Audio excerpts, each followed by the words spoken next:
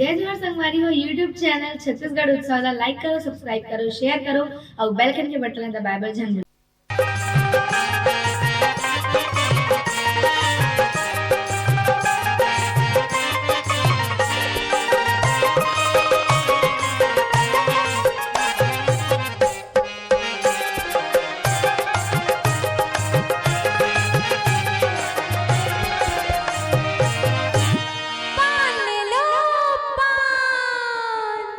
कपरी पान, बंगला पान, मीठा पत्ती, पान खाओ मुंह रंगाओ, पान ले लो पान।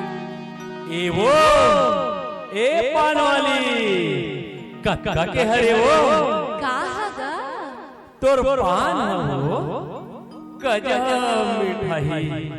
ले लेगा ले ले, ज्यादा महंगा नहीं है, सस्ता है। ले दे दे। अरे बाप रे, पान और पान वाली दोनों जबरदस्त है। का केहस रे आथे सुरता आथे सुरता आथे सुरता तोर रही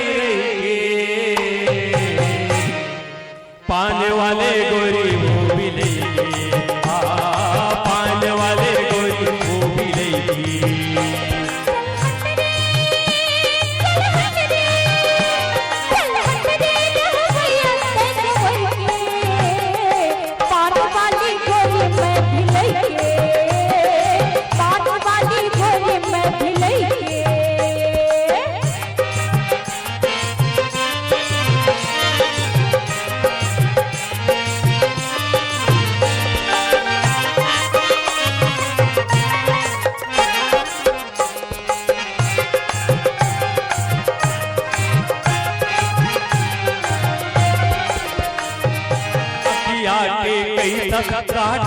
तोर पान नवा नवा ले भैया आए मोर दुकान